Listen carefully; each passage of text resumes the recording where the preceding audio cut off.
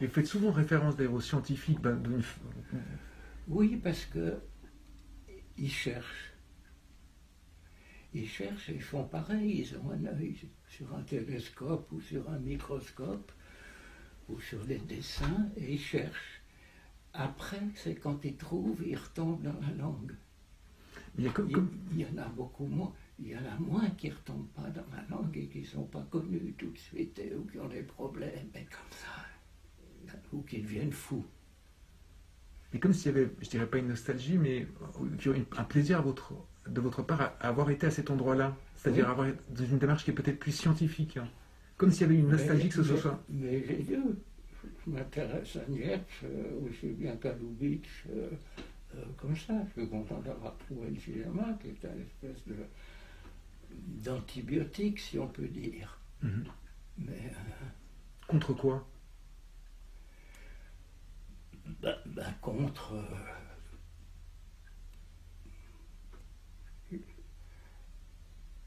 je dirais pas contre, je dirais plutôt à côté, ou dessous, ou dessus. Je me souviens d'avoir fait une émission à France 2 avec deux enfants qui commençaient par un dialogue de deux, Picrine qui disait toujours dessous ou dessus, une chose comme ça. Il y a quelque chose presque, mais comme Tchekhov était, c'est-à-dire médecin et écrivain, on a l'impression qu'il y aurait eu aussi envie de votre côté d'avoir ce bagage-là. C'est difficile d'être les deux. Le cinéma permet peut-être d'être un tout petit peu plus polyvalent, pas trop. Aujourd'hui, par rapport à Agnès, celui qui appuie sur une caméra et qui voit ce qu'il est en train de filmer, il n'a aucun doute qu'il filme ça. Moi, j'en suis arrivé au point, il ne filme pas ça.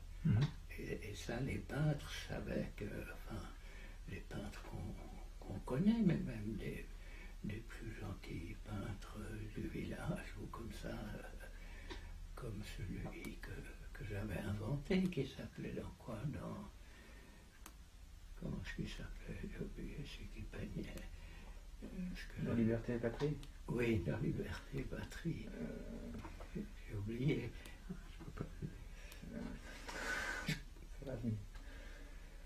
C'était d'après Rameux. Oui. C'était d'après Rameux. C'est un film que vous avez fait pour les 200 ans du gouvernement vaudois, enfin de la libération du canton de Vaud. Il s'appelait, donc on cherche. On peut faire comme tout le monde, on peut aller sur Google. Hein, non, mais c'était sur Alphabet. Un petit peintre, j'ai fait. Mais c'était un peu qui était en Suisse, puis qui était allé à Paris, puis qui est revenu. Il a fini par peindre. Voilà, comme ça. Mais vous avez l'impression, vous, dans votre travail comme un peintre, vous allez plus ça avance vers quelque chose qui est de l'ordre de la précision? Ou comme un savant? Non. Non, disons de la passion, ou de l'émotion, ou du doute. J'aime bien citer cette phrase de Conrad, qui est nous travaillons dans la nuit, nous faisons ce que nous pouvons, le doute est notre passion, et la passion est notre tâche. C'est dans quoi? C'est dans film socialiste. C'était la joueuse de tennis, là, Cécile Tanvier qui disait ça. Ah, ça se termine avec et le reste, c'est la folie de l'art. Quelque chose comme ça. Oui, ce que j'ai supprimé pour pas revoir. Elle rajoute. Et oui, il y a des peintres qui sont partis. Je me souviens pour parler d'un autre peintre vaudois. Les premiers portraits ou les portraits de Vallotton, jeune homme. Vallotton, j'aime beaucoup. C'est des portraits d'une précision, tous les cheveux scientifiques. Il souligne après, même Suzanne Valadon va souligner la mort. Ouais. Non, c'est très beau. Et il se repeint à la fin de sa vie, à l'aube de sa vie, avec quelque chose qui est beaucoup plus, comment dire, souple dans le pinceau, c'est-à-dire on est moins à la recherche d'une sorte de précision du cheveu, de la peau, on est dans une sorte d'aspect général de la personne. C'est pour ça que je me demandais dans votre travail si vous aviez l'impression de faire le même mouvement, en fait, d'aller vers quelque chose qui est plus... Non, ça je me demande plus. Je fais. Je suis un scientifique, je note ce que je fais. Là, ils ont souvent aucun doute, ou ils n'ont pas de doute technique. C'est qu'on va pouvoir faire ci, faire ça et faire ça. Alors qu'il y a un doute plus profond chez l'artiste, si vous voulez, par rapport au scientifique. Mais quand vous dites je fais, vous faites ce geste-là, vous faites le geste de l'écriture. Non. Vous faites ça. Oui, je fais. Comme par pointillisme, vous faites les choses. Mais c'est une action. Le scientifique fait une action, le médecin fait une action. Quand il pose un diagnostic,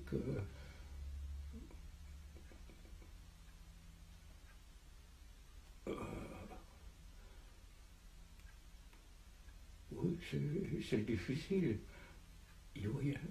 Les gens viennent chez lui, vous voyez plus. Mon père visitait les gens. Oui. Il allait à la rencontre. Oui, il était, je pense pas, dans sa spécialité, qui était l'estomac.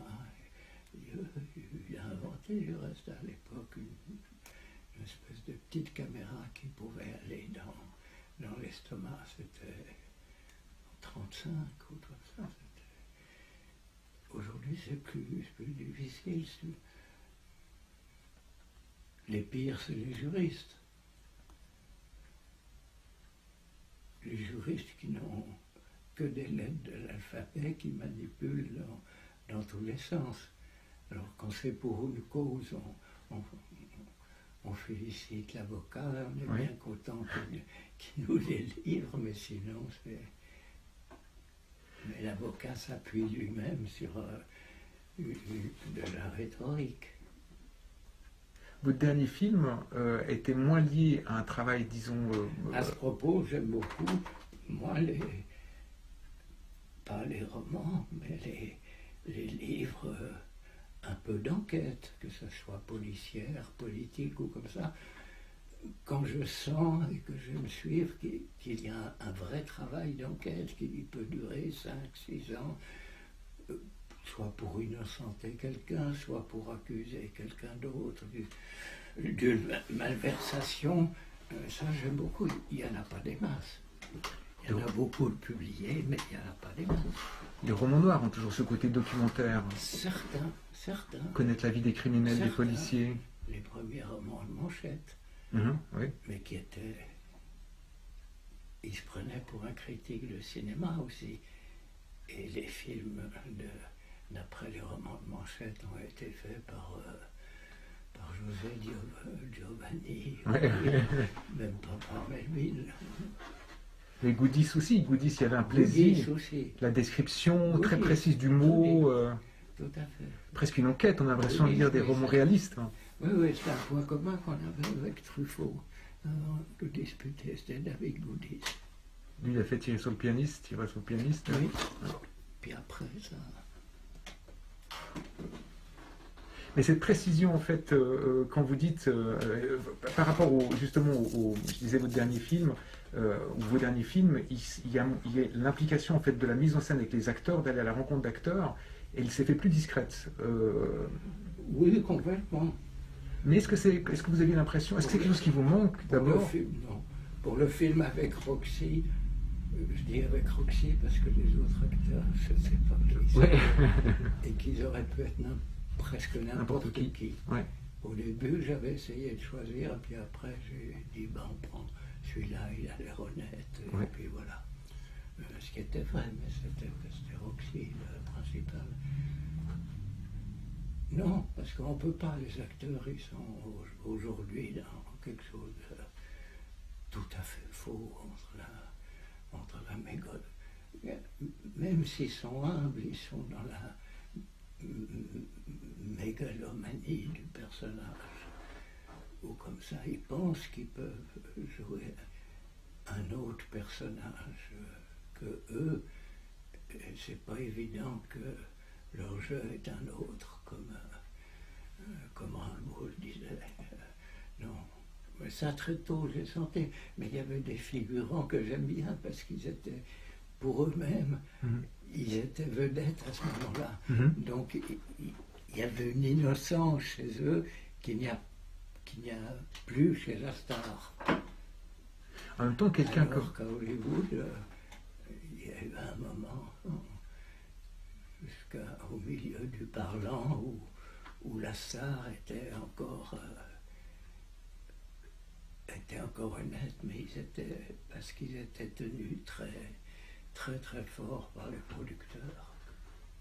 L'autre possibilité, c'est de leur faire faire ce qu'ils sont, alors ce que vous avez souvent fait dans vos films, ou ce qu'ils désirent être, Oui, ce que Rivette faisait, par exemple. C'est un échappatoire. Ouais.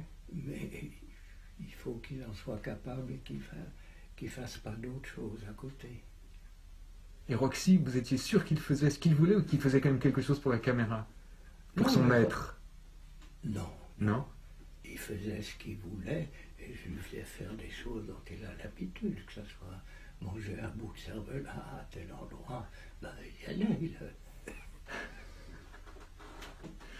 Mais ce rapport, par exemple, est-ce que vous avez l'impression que quand vous alliez vers les acteurs, il y avait quelque chose qui était semblable que votre père qui avait trouvé ses patients, ou c'était complètement différent? J'ai pas pensé tout de suite. J'ai pas pensé tout de suite. Maintenant, et puis j'ai pas besoin. Non, je peux faire des gens, je peux faire avec des figures, qui est un mot que j'ai employé souvent. Pas un acteur, mais une figure. Il faut qu'il représente autre chose. Ils peuvent pas, non, je pourrais pas parce que je ne saurais pas quoi leur dire. Faites ci, faites ça, ou faites ce que vous voulez. Et ben ça, c'est pas intéressant, et ça vaut pas la peine qu'ils aillent gagner leur vie ailleurs. Non. Mais vous vous forciez avant, du coup, à leur parler? Vous vous forciez à leur dire quelque chose? Non, mais je croyais, je pensais, je ne suis pas venu d'un coup, je suis pas venu d'un coup comme ça. Et donc, du coup, il n'y aurait aucune idée de se dire, quand je reprends votre idée de filmer une journaliste télé qui fait ce qu'elle sait faire, on ne saurait pas quoi lui dire si on devait prendre une actrice. Qu'est-ce qu'on pourrait bien lui dire? Rien, en fait. C'est pour ça que vous dites qu'il faudrait prendre quelqu'un dont c'est l'emploi. Mais je ne peux pas prendre une actrice, parce que là, elle n'a pas à dire ça, elle n'est pas vitrine, elle ne peut pas. Donc il faut prendre il faut que pour le spectateur, je commence à penser un peu au spectateur dans le désir de me suivre un peu, et quand je pose, c'est une séquence qui s'appelle Fake News, une journaliste de LCI, TF1, qui est capable.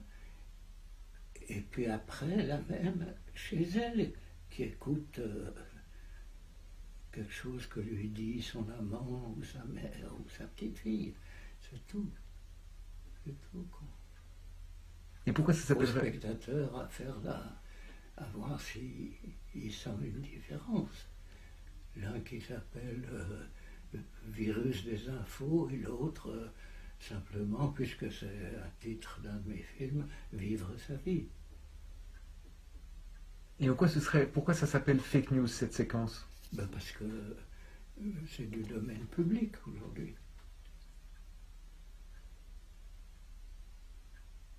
La fausse nouvelle? La fausse nouvelle n'est pas telle fausse nouvelle, elle est fausse nouvelle. Il y en a une qui est ancienne, la speakerine, et une qui est toujours nouvelle.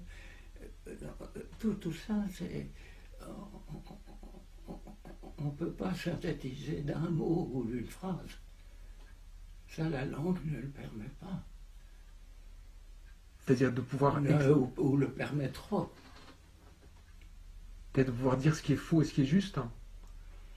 D'avoir un sentiment de quelque chose qui est peut-être vrai. C'est pas faux. C'est atomiquement, c'est pas faux. Oui, oui, atomiquement. Atomiquement. Mais l'autre, même atomiquement, elle est pas même. C'est pas les mêmes atomes. De nouveau, là, une sorte de vérité scientifique. Hein. Non, parce que j'y crois pas vraiment. Parce qu'on n'a pas trouvé d'un seul coup. Galilée n'est pas venu au temps de Socrate. Encore que. Mais voilà. Non.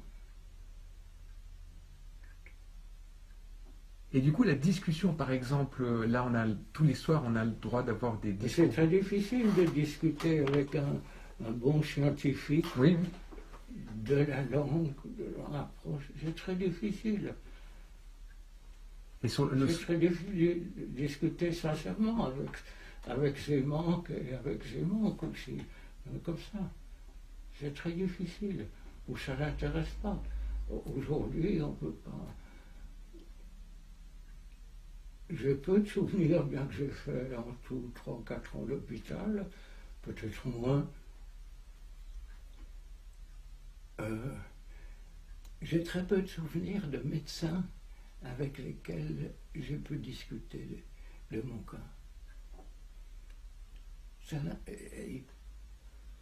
Je pensais que ça ne l'intéressait pas, mais en même temps, il a trop. Il a trop qu'il soit interne, ou ceci, ou cela, ou juste un anesthésiste, ou juste un brancardier, comme ça. Avec cela, on peut discuter, parce qu'ils sont plus humbles. Mais avant, pas. Parce qu'ils ont moins peur. Le médecin, il a peur de ne pas pouvoir guérir. Le brancardier, c'est pas son travail. Le médecin, il a peur de ne pas pouvoir guérir, de montrer l'impuissance en ne vous guérissant pas. Il a peur de parler au médecin. Oui, mais les moments, c'est pas peur de ne pas pouvoir guérir. Il n'a pas à avoir peur de ne pas pouvoir guérir, c'est parce qu'il a son serment de je sais pas quoi, il ne peut pas obéir au serment. Mais Bougliakov, dans son journal, quand il était médecin, il disait la peur quand des gens viennent avec des maladies très très graves. Il disait, mon Dieu, pourvu qu'ils partent, qu'ils ne reviennent pas, parce que je ne pourrais pas les guérir, je ne peux pas leur dire la vérité. Oui, ben ça je comprends, c'est plus honnête. Oui. Il dit, pourvu qu'elles meurent pendant la nuit, mais qu'elles ne meurent pas chez moi. Oui, oui ça je comprends aussi. Et votre père, il aimait parler de médecine? Il aimait parler de son travail? Je crois pas. À la maison, je crois pas. Je crois pas. Peut-être pour lui, j'en sais rien. Mais vous avez vu, du coup, on est en pleine période où on pourrait entendre les scientifiques, en fait, et on entend surtout beaucoup de fonctionnaires qui nous disent qu'il ne faut pas qu'on fasse pour attraper, là, vous voyez, j'ai le masque, on ne sait pas serrer la main, on met du désinfectant, mais peu de personnes nous parlent de la maladie comme d'un événement véritablement. On nous dit comment être prophylactique, comment faire attention, mais pas de quoi est faite cette maladie. On ne nous dit pas ce que c'est que cette maladie, en fait. Ben non, parce qu'ils ne savent pas. Les gens sont comme moi. Est-ce une matière ou est-ce du vivant? Mais qu'est-ce qui empêche de parler? Si on ne sait pas, c'est pas grave. En tout cas, du vivant. Donc il est comme nous. Mais voyez, vous dites... Peut-être qu'il nous aime bien. Peut-être qu'il nous aime bien. Comme disait Sacha Guitry, il est contre. Mais tout contre. Tout contre, ouais. Je suis contre les femmes, mais tout contre. Ouais. Mais depuis quand est-ce qu'il faudrait savoir, en fait, pourquoi les scientifiques devraient savoir pour en parler? Les artistes n'arrêtent pas de travailler sur des choses qu'ils ne connaissent pas ou qu'ils ne savent pas, pour essayer de trouver. Peut-être que s'ils parlaient plus, ils trouveraient, les scientifiques. Un peu, mais pas autant qu'ils le disent. Un peu, oui. Un peu, je ne suis pas contre, mais un peu.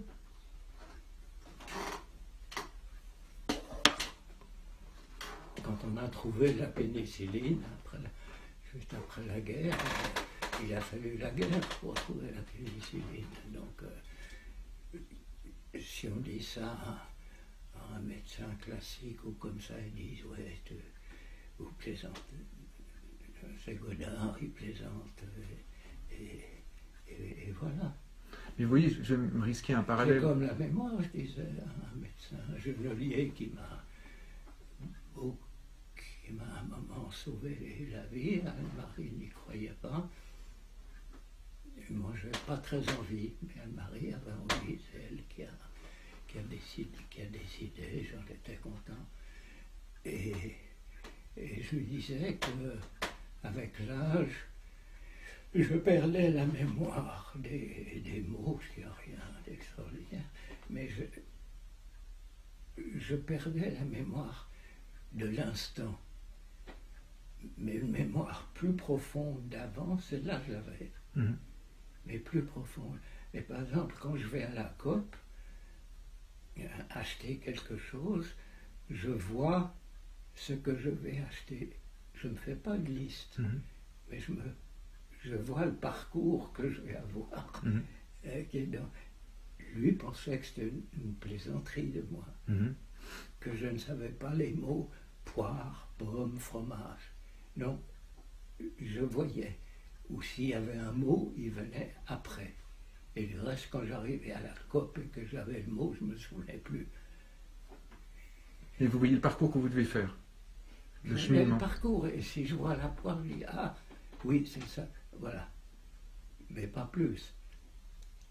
Mais si est venu le mot poire, j'oublie et j'achète pas la poire que je voulais. Et c'est quelque chose qui vous angoisse ou qui vous Non, laisse pas au du contraire tout. dans un grand, Non, grande pas paix? du tout, c'est plutôt un réconfort. Oui, oui. Par rapport à ce que vous disiez sur les scientifiques, mais vous voyez ici, on est à Rolles, tout près de là. Pendant longtemps, les scientifiques, c'était aussi des explorateurs, des aventuriers. À Aubonne, il y avait Alexandre Yersin, qui est parti, qui a découvert le bacille de la peste, mais c'était un aventurier d'abord. Et pendant longtemps, les réalisateurs, les cinéastes, étaient aussi plutôt des aventuriers, des gens qui partaient avec des scénarios qui n'étaient pas aussi formatés que ceux qu'on peut avoir aujourd'hui. Et qu'on trouvait peut-être plus de choses parce qu'on partait un peu en vadrouille. Est-ce que vous ne trouvez pas qu'on aurait peut-être plus de solutions de trouver un remède à la crise si on confiait toute cette affaire à plutôt des aventuriers plutôt qu'à des scientifiques? Comme le cinéma s'en sortirait mieux avec des aventuriers, Oui, peut-être. bien sûr, mais on est trop peu nombreux. Et comme on est en démocratie, c'est la majorité qui en bonne démocratie, c'est la majorité qui dirige. C'est qui on est trop peu nombreux? Ça, un peu les aventuriers, d'autres choses qu'il y a toujours eu dans le cinéma, mais le cinéma, à un moment donné, a eu aussi des classiques qui dirigeaient mieux que des aventuriers. Oui. Pour moi, c'est la longue, parce qu'on se dit quelque chose, on n'arrête pas de se parler, ou comme ça. Quand vient le soir ou le temps des rêves, on passe pas facilement, si on est un peu conscient, aux rêves comme ça. Ça passe par des tas de phrases où on n'y arrive pas et on s'embourbe dans ceci et comme ça. Et puis à des moments, si on est très fatigué, ça va. Mais non, c'est pas les rêves. C'est marrant. Le sort qu'on fait à Freud aujourd'hui. En France, ils l'ont supprimé de l'éducation nationale. Oui. Et moi, je les Et soupçonne. du reste, Freud, quand il est arrivé en Angleterre, avec un cancer à la mâchoire, sur son passeport, il avait mis, car il était viennois, et ça avait été conquis par Hitler, on a mis Alien Stranger, ennemi étranger. Ça, c'est la langue. Ça, c'est la langue. Si les Français font un sort à Freud, c'est parce que justement il était beaucoup plus dans les images et qu'ils ont leur héros national qui est Lacan, qui est dans les mots pour le coup. Il était dans les deux. Oui, mais Lacan, il fait des images avec ses mots. C'est quelqu'un qui souhaite autre chose aussi. C'est pas un mauvais. C'est un très bon. C'est pas un mauvais bougre. C'est pas un mauvais bougre. Je disais. Et ça, je crois tout à fait que les vrais. Cette Joyce, c'est très difficile à lire. Il faut savoir vraiment très très bien l'anglais. Et ils en avaient fait une traduction en France par Valérie Larbaud, quelque chose d'autre, ça n'a pas de sens, comme ils disent. Mais pourquoi vous pensez qu'on fait un mauvais sort à Freud maintenant, en France, particulièrement maintenant? Ben parce qu'il ferait du bien. Que ce soit pour Israël, Palestine ou tas de choses, on va pas relire Moïse et le monothéisme ou un malaise dans la civilisation, ouais. ou comme ça, c'est-à-dire lentement des fois, à haute voix, on ne lit plus à haute voix petit. Moi, par mon grand-père, on a appris à lire à haute voix. On lisait à haute voix un peu en famille. Ça, c'était mon grand-père maternel, c'était pas mes parents. Et c'est quelque chose qui est toujours très présent dans votre travail. Oui, qui est resté. On voit les acteurs lire. Même si on ne le fait plus, on pourrait. Si on adapte un roman, on peut faire lire des personnages assis qui lisent, mais il faudrait qu'ils parlent comme Guillemin, comme l'autre, ce qui n'est pas le cas. C'est quelque chose qu'on devrait apprendre dans le fond dans les écoles de cinéma, puisque les étudiants de l'école nous écoutent, on devrait leur faire lire à haute voix. Je ne sais pas ce qu'ils apprennent. Mais est-ce qu'ils devraient apprendre à lire à haute voix? À l'époque de la Nouvelle Vague, oui. À l'époque, s'ils veulent devenir acteurs, oui. À l'époque de la Nouvelle Vague, je pensais qu'il fallait enseigner, ce qui était un plus pour moi à l'époque, c'était qu'il fallait enseigner le cinéma dans les universités. Oui. Aujourd'hui, où il faut, en France, bac plus, je ne sais pas combien, pas comme ça, plus partout, l'école, tout ça. Je dis, il faut renvoyer tout le monde, rester chez vous. Et... En même temps, vous savez, je me dis, voyez, là on est en train de parler, et tout le monde peut commenter ce qu'on est en train de dire. Les étudiants, la grande différence qu'il y a peut-être au moment où vous faites du cinéma, quand vous commencez à faire du cinéma, même moi qui est d'une autre génération, mais malgré tout, les films étaient vus et commentés par peu de personnes. Aujourd'hui, les étudiants, leurs films sont vus sur des plateformes où tout le monde commente. Et les écoles, c'est peut-être le dernier endroit où ils peuvent faire des choses où le jugement n'est pas immédiat, c'est-à-dire où il n'y a pas immédiatement, en fait, dans le fond, les commentaires, les likes, les pouces en haut, le pouce en bas. Les écoles, peut-être pendant longtemps, elles étaient coercitives, et j'ai l'impression que c'est le dernier endroit où on n'est pas jugé. Alors que là, quand on parle, peut-être les étudiants, plein de gens envoient des commentaires pour dire qu'on est bien, pas bien, que c'est juste, faux, qu'on se trompe. Alors les écoles, elles permettent d'avoir un endroit où il n'y a pas ce jugement-là. Moi, j'en ai pas fait non plus, mais... Ça vient de Yves Yersin. Oui, ça vient de Yves Yersin. Ah, Ouais. Oui, je le connais autrefois. La même famille que l'explorateur d'Aubonne qui a découvert le bacille de la peste. Ah, je ne savais pas. Ouais. Ah oui.